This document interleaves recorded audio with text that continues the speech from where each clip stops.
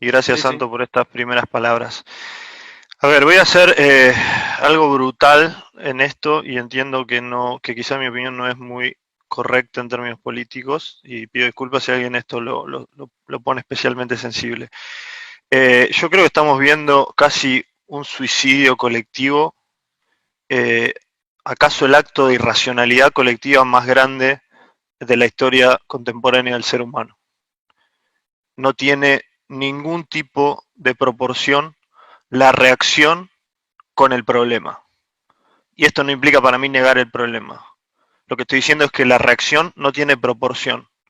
Lo que hizo la humanidad en estos meses fue parar una rueda que venía girando de manera compleja desde hace 200 años.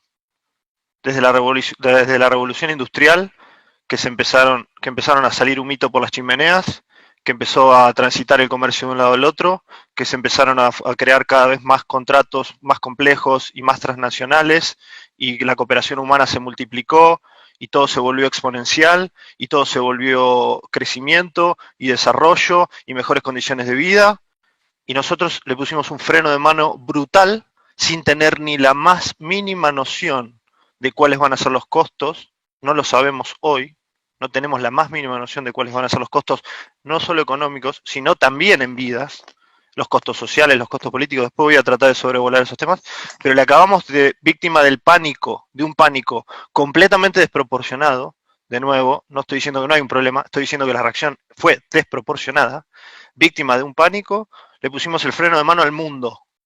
Hicimos que el mundo deje de girar. No tiene ningún sentido, y me la juego diciendo esto, cuando el año que viene podamos hacer la historia de lo que fue el 2020, nos vamos a dar cuenta que no era para tanto. Nos vamos a dar cuenta que no era para tanto y que la reacción fue muchísimo peor, que el remedio fue muchísimo peor que la enfermedad. Yo esto lo estoy viendo como una pesadilla de incentivos. ¿Por qué como una pesadilla de incentivos? Porque los que tienen trabajo y recursos tienen miedo y tienen buenos incentivos para pedir que paren todo, porque tienen trabajo y recursos, no sé por cuánto tiempo, pero bueno, mientras tengan trabajo y recursos, piensan que no van a perder su trabajo y recursos. El gobierno tiene buenos incentivos para hacer que cualquier cosa, porque le pegan al gobierno que no hace nada o que considera que es mejor seguir obrando como se venía obrando. Fíjense los idas y vueltas que tuvieron que tener tipos como Trump, como Boris Johnson, como AMLO, como Cuomo en Nueva York. Entonces el incentivo del político es hacer, hacer, hacer, hacer, hacer. A nadie le importan los límites. La sociedad ya no pide límites de ningún tipo. Cualquier jefe comunal desastre, puede poner barricadas para que no entren personas de otro pueblo. Cualquier persona en un consorcio puede hacer lo que se le ocurra con los vecinos. Se ha perdido completamente la legalidad. Estamos en un festival de ilegalidad donde todo el mundo hace lo que quiere. En Argentina además se gobierna por decreto. La constitución no existe prácticamente en Argentina. Alberto Fernández está gobernando con Laudato Si del Papa Bergoglio y a nadie le importa. El Congreso no sesiona. La justicia no trabaja. En mi provincia, en Santa Fe, se está hablando de emitir cuasimoneda porque el gobierno ya no puede pagar los sueldos. Hay un muerto en la provincia de Santa Fe. Un muerto en la provincia de Santa Fe y se está cayendo el sistema a pedazos. Es una falta completa de proporción lo que estamos hablando y después, si quieren, podemos discutir sobre por qué es una falta completa de proporción. Pero ¿qué consecuencias va a tener esta sobrereacción, esta overreaction terrible? Va a tener consecuencias económicas tremendas, tremendas.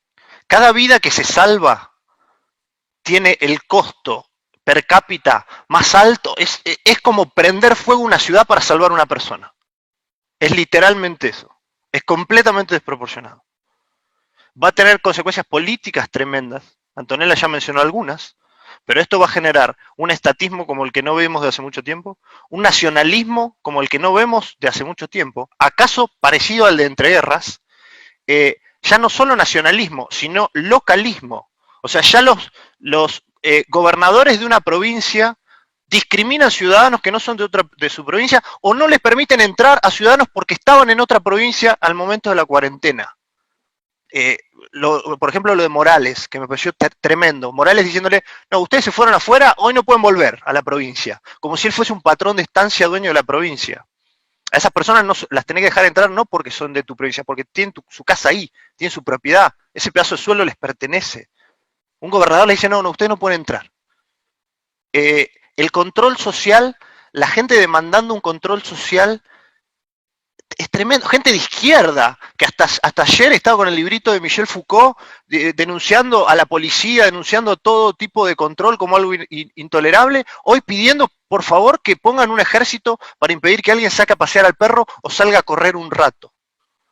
Tremendo lo que estamos viendo en materia política. Por supuesto, los impuestos que vamos a ver, el peso sobre el individuo que vamos a ver en materia fiscal, va a tender al infinito, va a tender al infinito. Y las consecuencias sociales, de las cuales la más grave de todas, es esta: el que aceptamos considerar al otro como un infectado. De eso no se vuelve, ese es el germen de todo conflicto. El otro como un infectado sin prueba en contrario.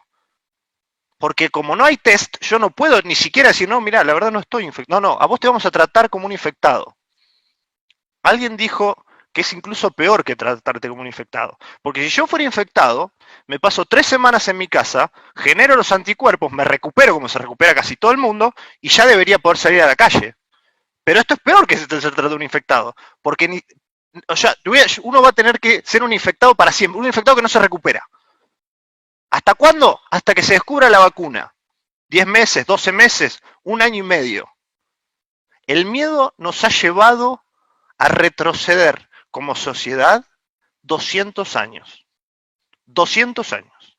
Es absurda la proporción entre el problema y la reacción. Absurda. El 2020 va a ser recordado como el año en que la humanidad se suicidó. Se suicidó.